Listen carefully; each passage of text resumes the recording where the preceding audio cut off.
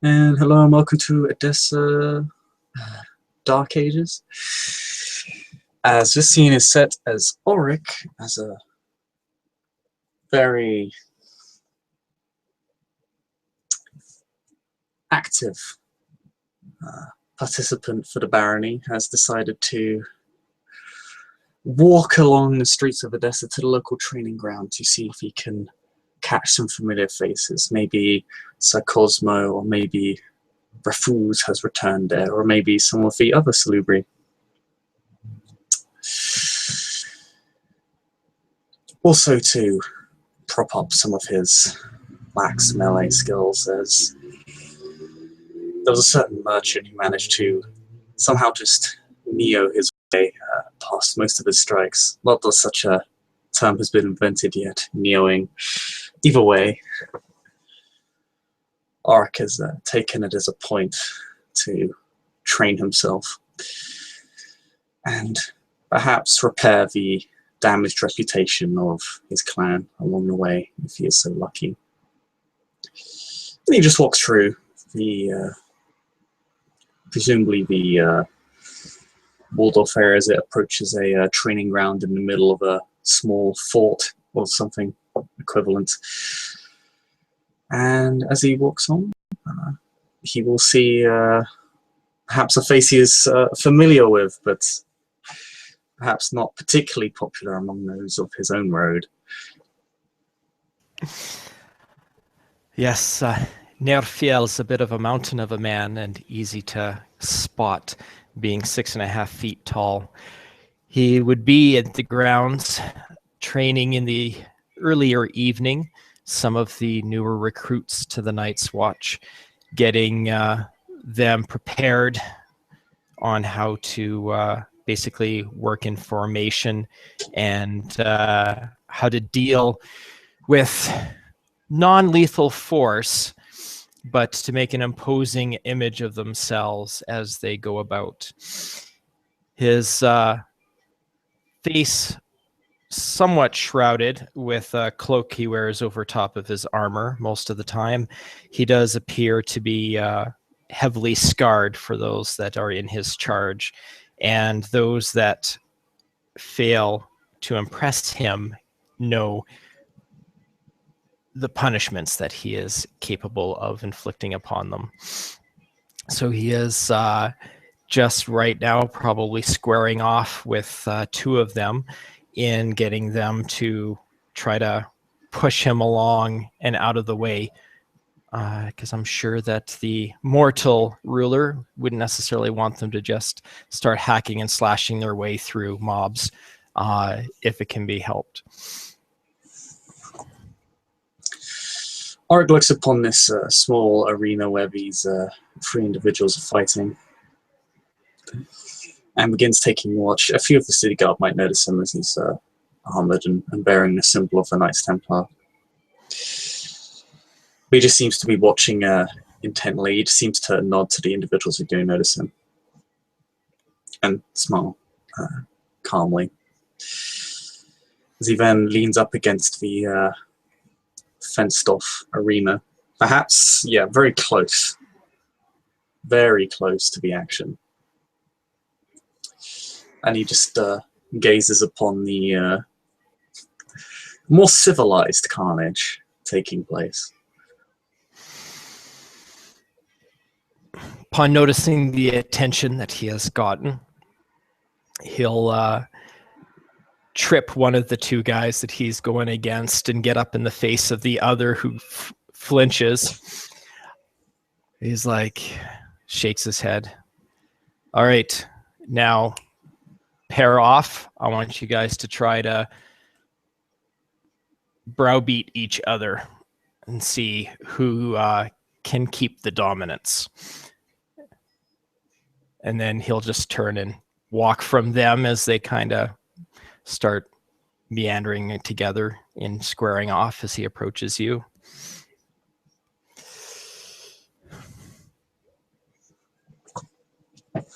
Yes. Hello, Nerfiel. Sorry. Vieringa, is it? My apologies. My linguistic skills are not the best. What accent do you speak with? Probably Frankish, I think, actually. Yeah, he's Frankish. Okay, so we'll just be. I wasn't sure if French was your primary or secondary language, so it would be his primary. Yeah, Frankish would be his primary. Okay. Yes, and who might you be? Sir Ulric Ashwood of Knights Templar. At your service.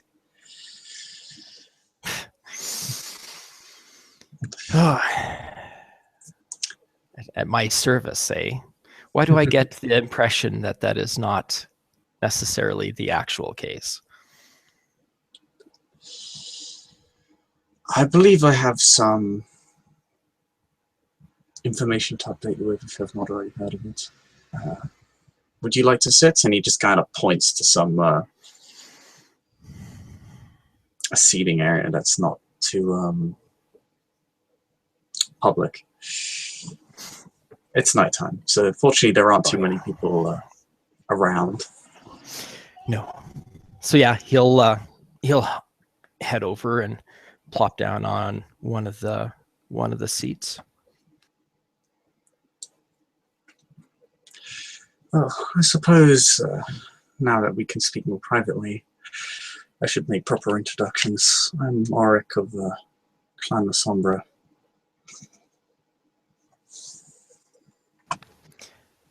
I see.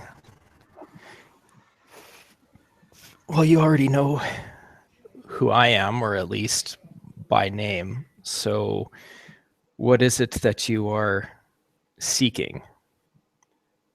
I presume, being the Sombra, you are even less likely to put yourself at my service. He kind of smiles at that. Partially correct, though I suppose I should go through the long story first. I'm not sure if you heard, I'm not sure if you were present. I arrived late to the palace, but the contest for the barony has begun.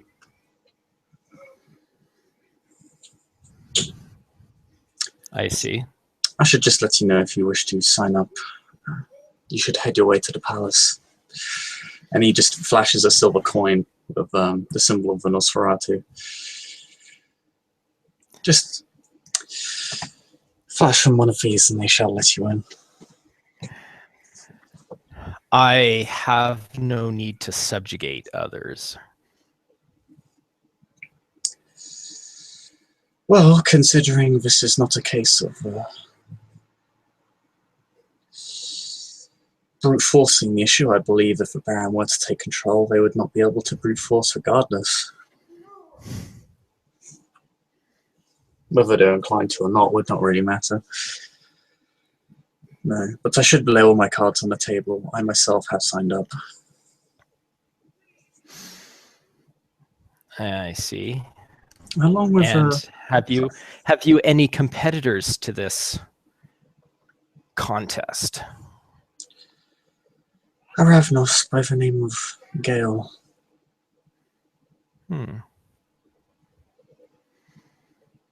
Ravnos are known to be fairly fierce, free-spirited. Your people less so.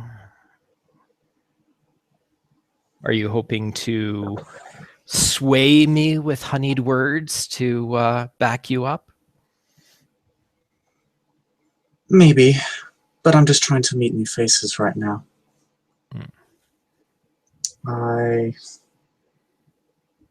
If I am to carry myself as a prospective Baron, then I should at the very least get to know everyone in the city and their skills and roles.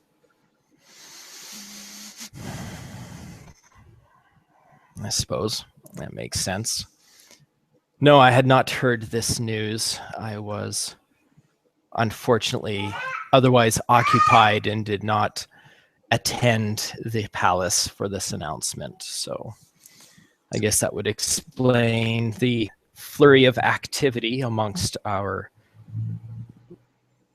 cousins within the city. Yes, have you met, crap, I can't remember, Tim's character and Rafuz, Armachon's character. They are both Salubri themselves. They reside at the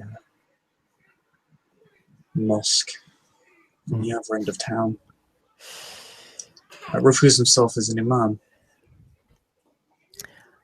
I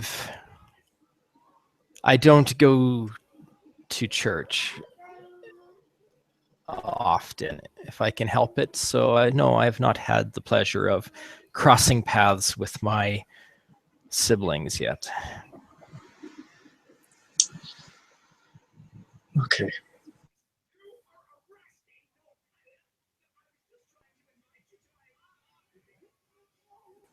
So, I myself have only been here a few months. This appears to be new territory for us Canaanites as a whole.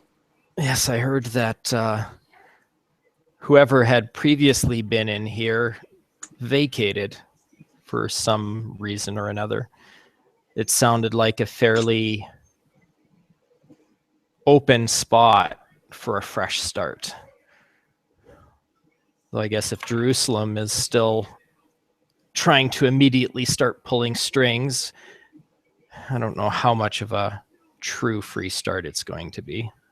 It'll be the Baron's job to make sure that doesn't reach everyone below him. Hopefully we'll have a Baron that respects the autonomy of each Canaanite. We wouldn't have too many problems.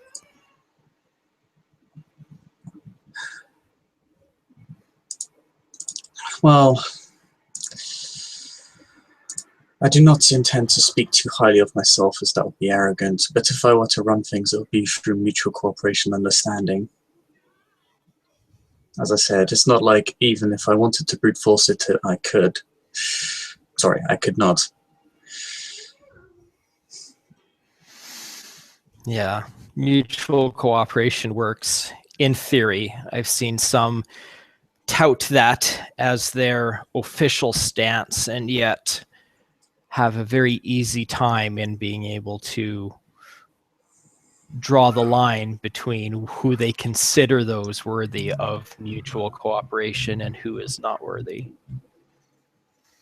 Lines can be arbitrarily driven and drawn wherever one feels like it. That is true, but I'm actually trying to draw some of those without, as we put it, a clan into the fold. I do not wish for anyone to be without a voice in this city. It would go against the very point of coming to Odessa. We all came here so that we would matter and that we'd be able to live our own lives. I'm hoping that I may be able to negotiate with the princedom so that we're able to keep general autonomy. I know that there are tithes and to be paid. I hope that as long as we pay those tithes, we will have general independence. It does not appear Odessa is too far up upon his agenda, at least as far as I can see with my limited information. You wish everybody to have a voice. What of the bloodlines and the outcasts in the wild, the lost souls who do not have the weight of a voice in most courts? I'm hoping to draw them into a more cohesive whole so that they can back one another, similar to a clan.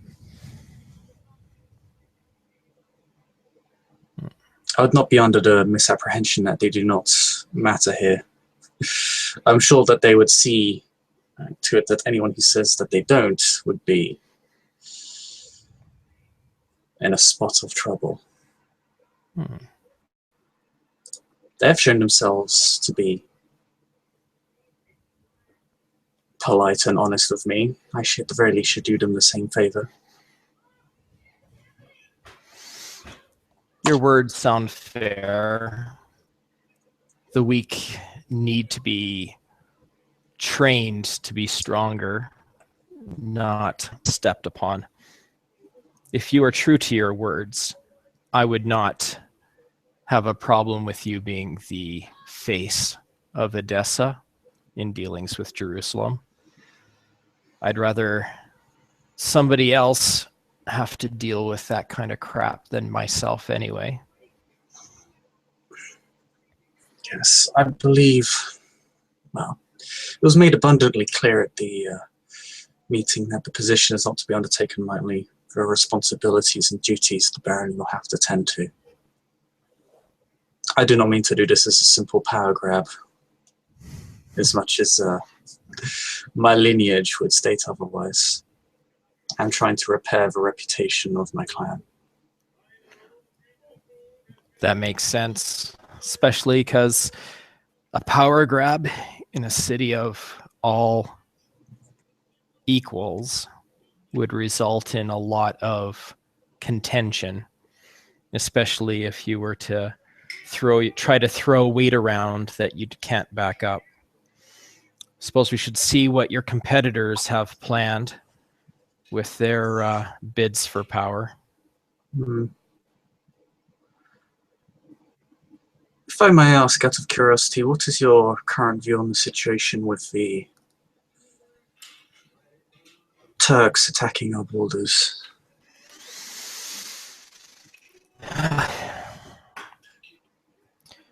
The mortals in this area are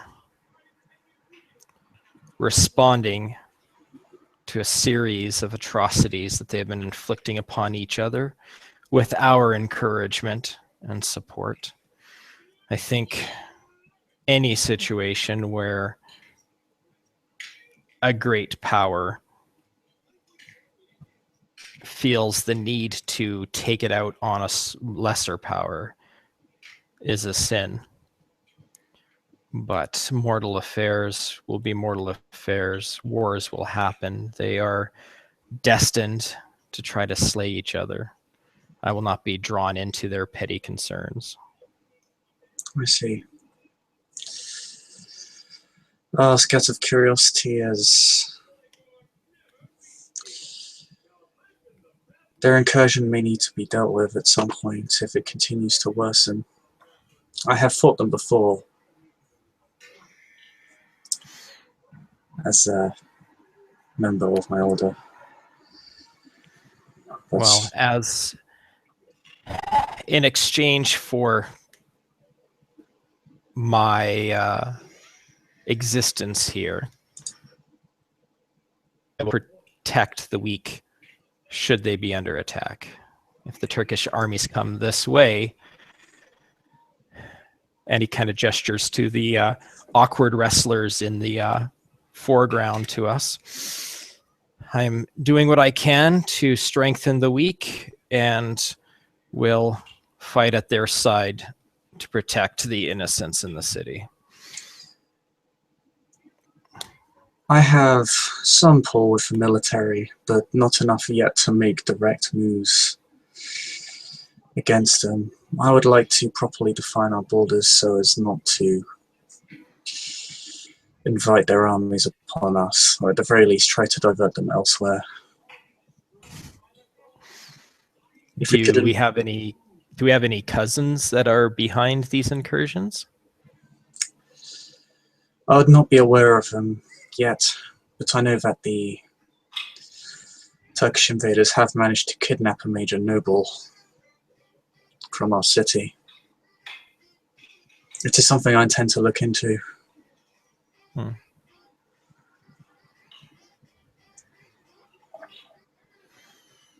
I'm not sure what they plan to do with him, whether it is to ransom him off or simply to try and destabilize the city. The house they kidnapped this mortal from is the ruling house. so it could lead to unpleasant consequences down the line.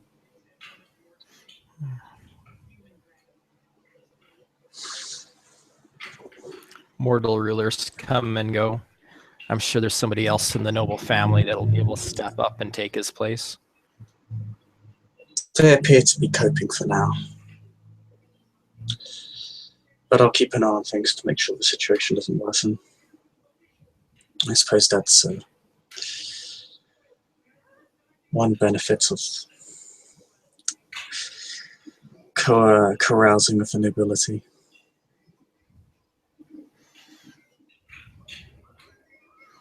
And no doubt a responsibility of the Baron to keep tabs and concerns with the mortal nobles as well. One of the benefits the barony will have will be that the Baldwin house will be under their control, as it were. So it would allow me to make sure the situation doesn't worsen, at the very least. And also make sure to keep the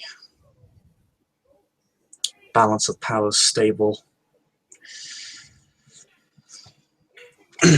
I would not want a revolt from either side on our hands, because then canine politics will inevitably be drawn into it, which will then lead to more stability and more deaths.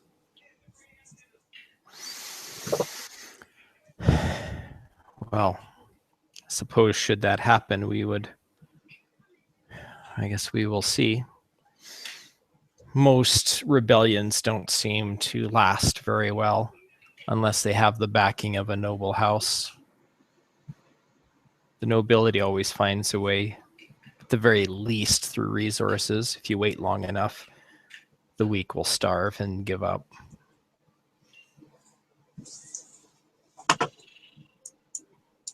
Yes, but we would have to deal with immediate problems of war. I suppose it would be a matter of waiting out the storm, and we do have all the time in the world, but it would put us at risk. And I prefer to shoulder that risk myself as Baron, prevent a problem before it festers. But I'm sure that is the common sense approach, and not one particularly worthy of merit.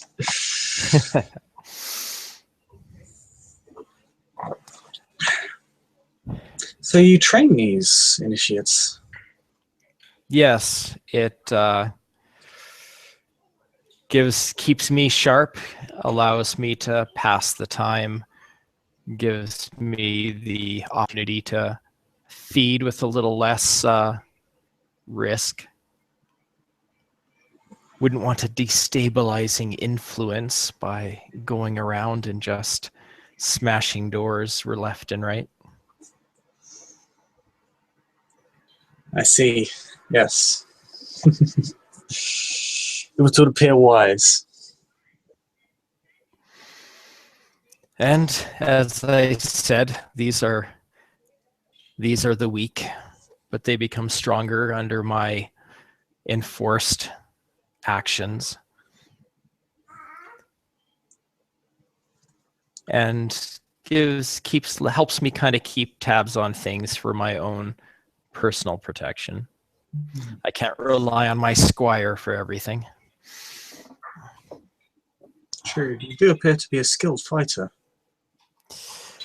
Yes, I was a guardsman myself before being given the gift of the blood, and more recently was in Jerusalem during the Great Crusade prior to coming out here.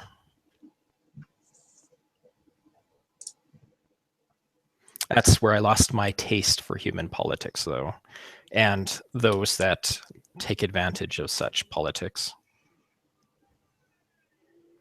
I can understand.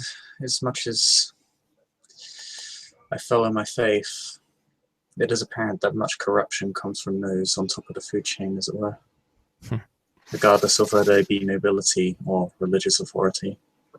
A shame. Yep.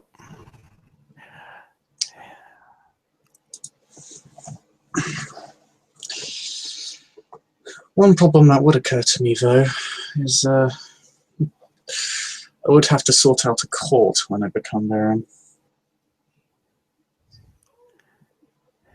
A court. So just like what the prince has in Jerusalem, you'd kind of have like a shadow or an echo of such here? Yes, I would require... I'm considering 2 harpies. Seems like a fair number, given the amount of kindred in the city. I'd need a sheriff, his hounds, and perhaps a scourge to aid me in more military matters. I'd also need the chamberlain.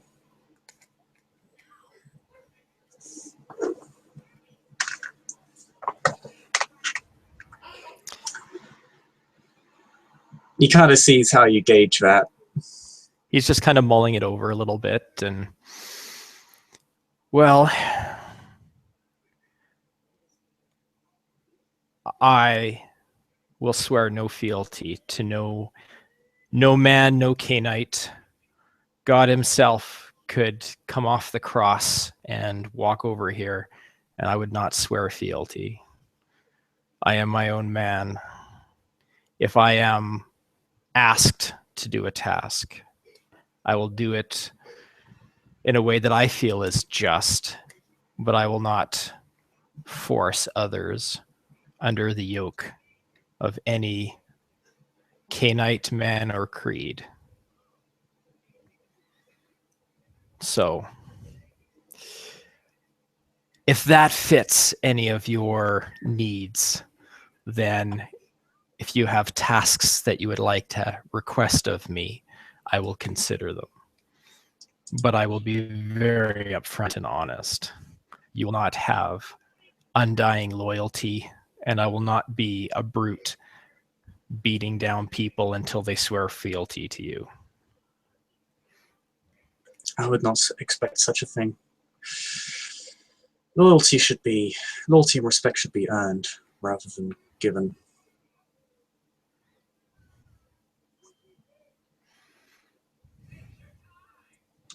I do expect common courtesy, but other than that, people may do what as they will, as long as they do not breach the 6 laws, of course.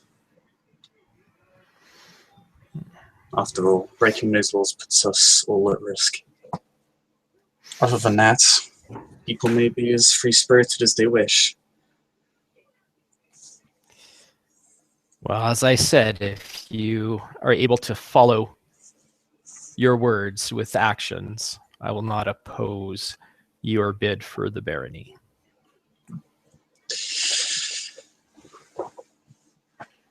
I do respect your approach to it, at the very least. It appears you'd be a good check against whoever would be in charge. I would definitely speak my mind.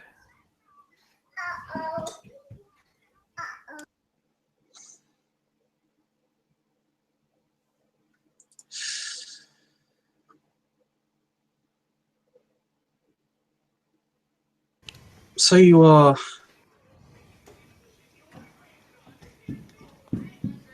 a soldier? Yes, that has been my vocation for most of my life and unlife, and the gift of the blood that I have as well. My third eye is not meant for bringing solace and peace, and I do not prey on the willing or unsuspecting.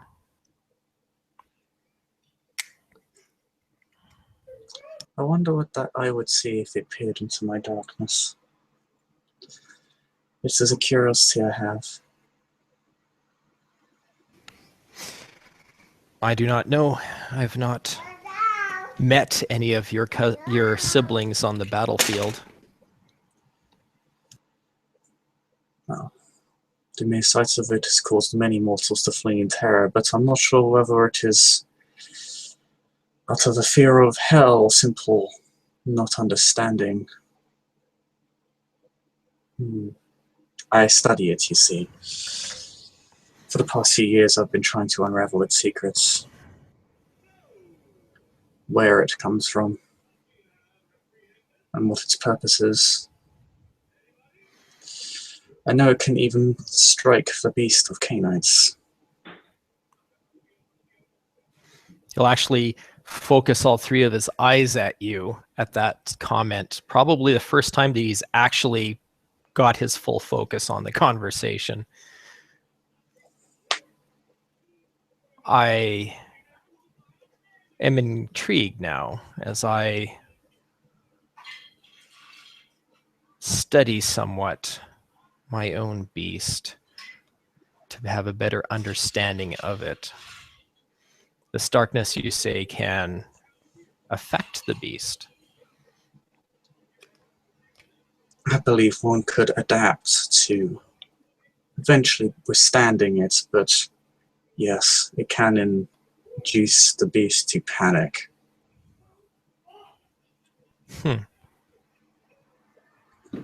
Not too different from fire now that I think about it. But I'm unsure as to why this is. Our power is great, but I have seen other abilities different clans have shown, which do not seem to induce the same fear. It does tend to, how to say, pick up the life force of those trapped in its grasp. It is not natural, I know that much.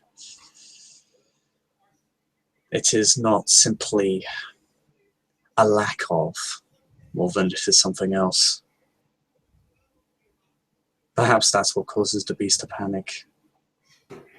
That it was expecting something different, but found something worse.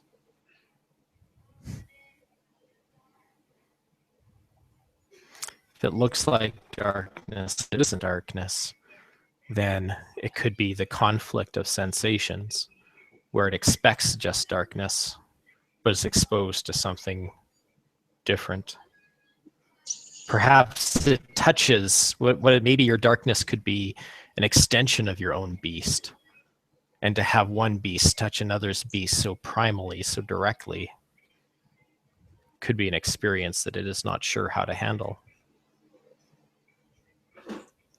One of my many hypotheses is that it is the soul, the darker part of the soul, leaking outwards its wrath, and perhaps that is why the beast is induced to panic.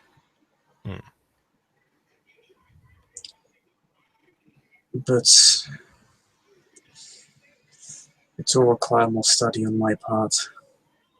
It certainly feels primordial. Of course, I have seen those, even mortals that have been able to withstand its effects, but they have never been able to see within it, blinded and even deafened. Some have even suffocated within it.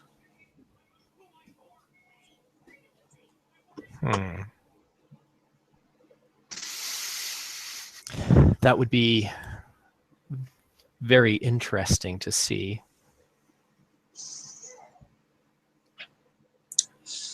It would be an interesting test of mettle for you.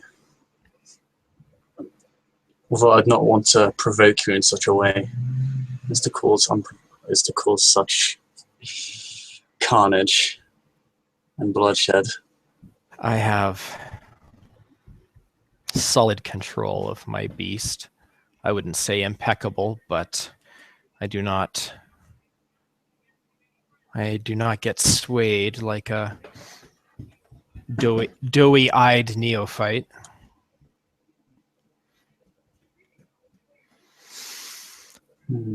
He kind of looks around. He's like, I accept this challenge then, for certainty. The stables, I believe, no, horses would be affected. Animals run in terror. It would most definitely garner attention. That building is currently empty, and it has a common room large enough that we should be able to do so unobserved. I see. If this is a test, a challenge of metal, I do not fear it. I would like you to see if also you can find me within this darkness. None so far have been able to, despite my... and then he just kind of taps the ground of his armor. A lack of tact. All right. Again, I will accept this challenge for a certainty. And he'll get up and start heading towards the... Ulric will follow, and as they walk through this building, it's a bit of maybe a strange sight, or maybe not. A well-known and respected member of the city guard walking with a member of a respected knightly order. Perhaps they have business together. It's not too unusual. And when they reach this room, Ulric will stand at the center.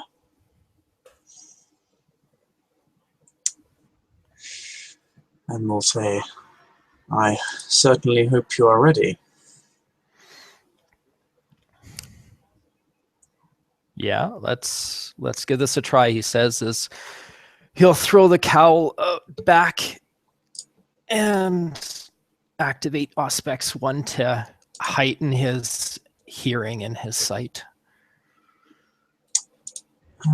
Let me just check what I'm about to do. You'll see something almost like a wisp of darkness, like almost like some sort of gas, almost some very thick gas come out of his hand. It seems to twist and twirl like a flame. And as he does so, he almost he just puts his hand out and then just blows, and the entire room just the flame just infinitely just begins expanding in an instant, just completely covering the entire room. Any light that was in the room is just completely dissolved, swallowed up by this darkness, and you feel uncomfortable. Yes, this feels very wrong, very unnatural to you. You can even feel your life force, as he said, being picked at, being drained. You might even find yourself turning even paler, tired, almost like your muscles are shriveling up. And you can almost swear you could have heard something in it. Something calling out to you. You can't discern the word, but whatever it is. Roll courage. Difficulty 7. It affects K-Knights as well? Unaccustomed to the experience, yes. So if you've not experienced the tenebration before, you would need to... Yeah, you definitely need to roll courage. Oh, actually, I need to roll first, actually, to make sure I actually get that this actually happens. Yeah, I guess, eh? So before, yeah. Oh no, it works. Yeah. Yeah, it just swallows the entire room. All right. Well, I have no successes on my courage roll, which is going to kind of suck. Well, yeah, you attempt to flee the room, but you cannot see. Your senses help. You can see a bit better in this darkness than I other got kids could. I got a 2 dice penalty, but I got no successes anyway on my perception roll. So yeah. I can't find the exit, but my beast is definitely attempting to do so.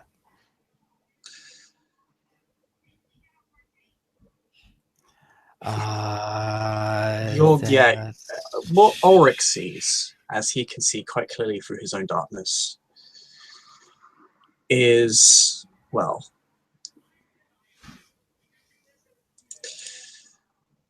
Niarfiel is desperately trying to reach the exit. But again, he can't find it. He's clawing at the walls, almost climbing up and down them. And just slamming running his body. Literally slamming into the walls, leaving craters howling. Good thing sound is muffled.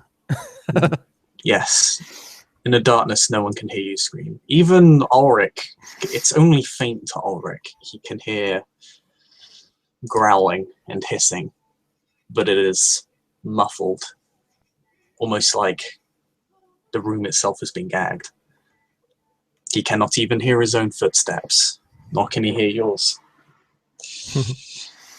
But he, upon seeing this, will have a look of slight disappointment on his face. He did genuinely want you to succeed, it seems. Me too.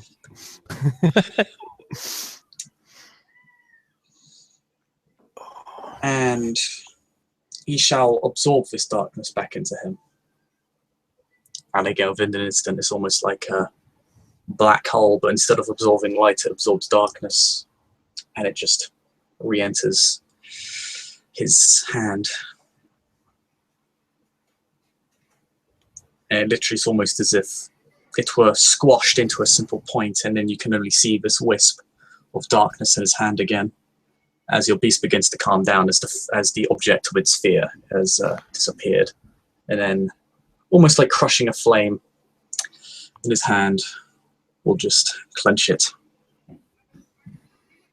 And it'll probably take you some time to calm down. I'd say roll a self-control at least to see how quickly you calm down, as although the object of your fear is gone, you're probably still shaken.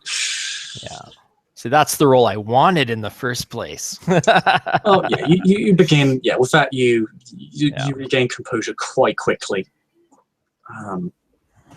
There's probably some, yeah, you probably let out one last growl that is more apparent to everyone else in the building, as it is no longer being muffled by the darkness. And Ulric's just looking at you now, just gauging your reaction. He's expecting a response. He's templing his hands. That was different. I believe in time you'll come to better understand it than your own beast. Yes. I have not yet seen a canine that can resist it upon first encounter. That is appreciated for the opportunity. Understand a little bit more of my beast.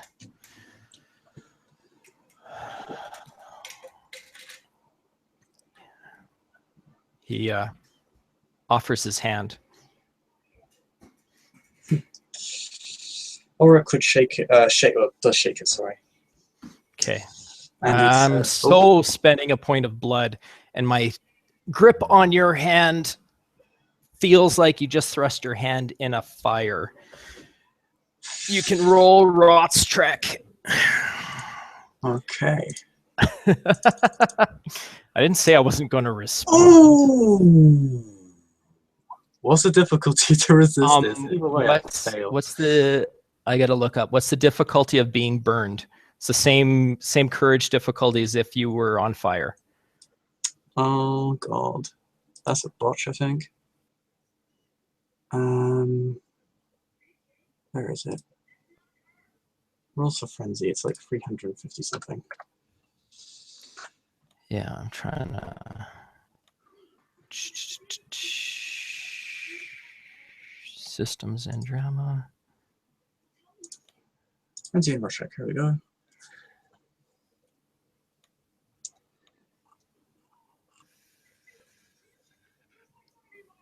Oh, it's 7. So yeah, I totally botch.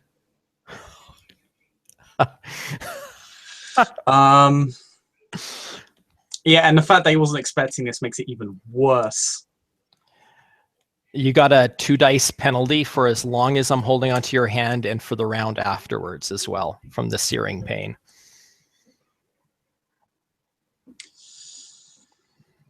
Well, Ulric, yeah, it does. This is a no minus 2 die. Because he botched us into Roshrik, so. Yeah. Yeah, like you, what he does is that, yeah, he shunts back against the wall. Yeah, you see his eyes turn red and his fangs protrude as he screams out.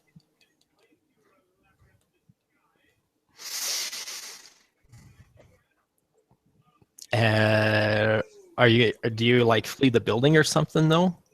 Not yet. The beast is panicked. For the turn, it's trying to. It literally flies back into a wall, and these are sizable crater as Ulric has potent. So he's even with the 2 dice penalty, I was assuming that it wasn't worth doing an opposed strength check to see if you pulled away from my grip. I wasn't going to try to hold you in place anyway if you were frenzying. So you have a turn to calm him down. You're just gonna run away. He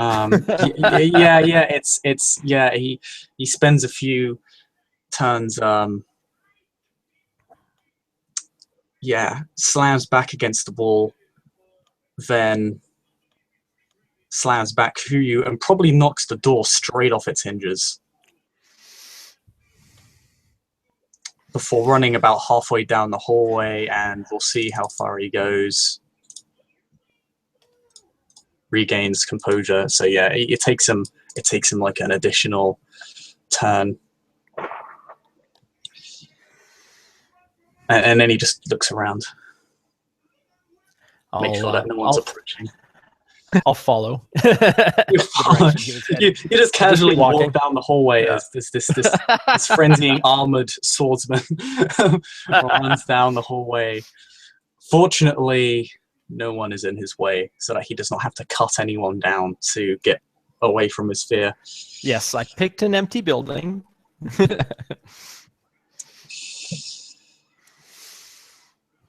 He walks back to you. You can see him loosen up and try to regain composure. More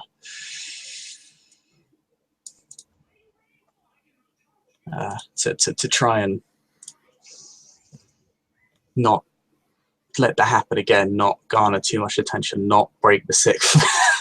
And he will approach you, this time not smiling so much as looking sternly. And he says, "It appears we have much to learn about our beast." Yes, I figured the education shouldn't be free. It was only a matter of due course that I provide you with similar exposure. The mine is not as mysterious as yours. Turn your hand to fire to touch is a powerful skill indeed.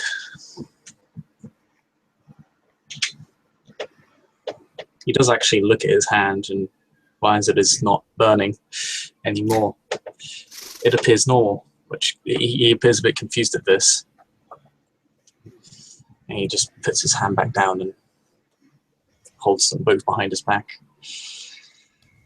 Well, I was not expecting this upon first meeting. I think if you're involved with the military and I with the guard, that this is perhaps, though, a good way to understand each other and where our positions are. I think we can have positive dealings in the future.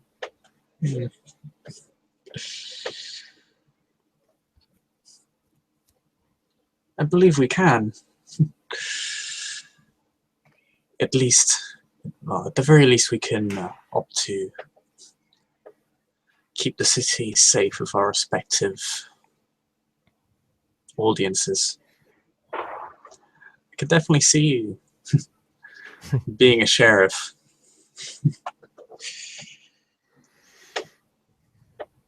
He kind of gauges how you respond to that. Because if you look annoyed, he will be amused. If you look receptive, he will be pleased.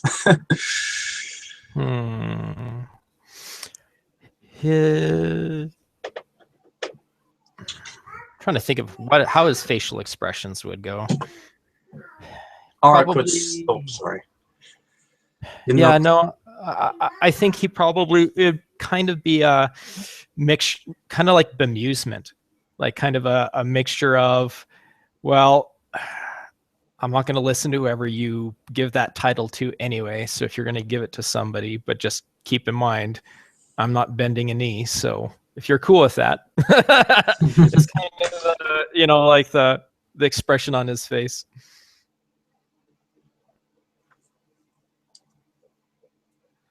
Well,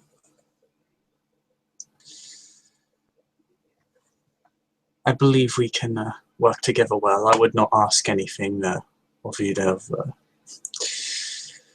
would cause you to become needlessly uncomfortable.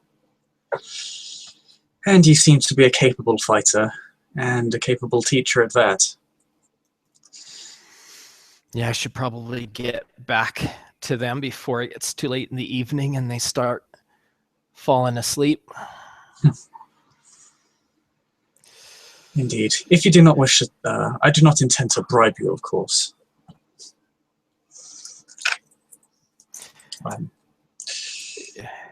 If you do not wish the title, or if I find suitable competitors, well then, it'll be up to you whether you want to go for it. But you seem to be, at the very least, quite capable.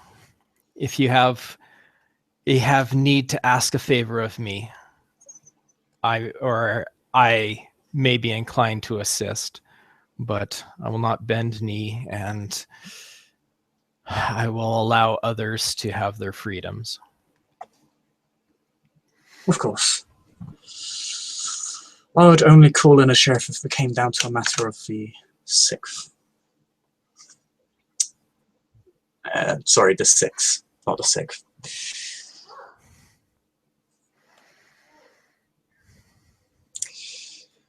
Oh.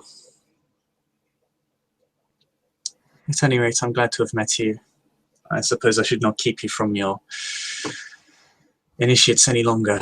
I shall get back to my own business, and I believe I have an imam to meet. We had a rather pleasant conversation regarding our difference in faiths. And now to go. Wow. Good luck with that. I suppose I shall see you when I see you. Farewell. Walk safe. Likewise. And he will wave as he exits the building.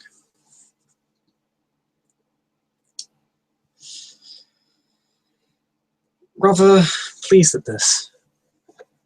Potential supporter and fellow soldier. It is not always a common sight for Ulric. But he has accomplished his goals here today. And this leaves Niafiel alone with his own thoughts. He had hoped to avoid politics and kowtowing, but he realizes that that's just the nature of the beast. This individual, at least in word, doesn't seem to be wanting to impose too much. And if somebody was going to be dealing with the nobility and the prince of Jerusalem, he's fine with somebody else doing it, so he doesn't have to. And I guess if this one seems keen on having him oversee the Canaanites the way he oversees these whelps, then I guess that is what happens. And he'll go on to engage with his herd, top off a little bit of blood since he spent some for the rest of the night.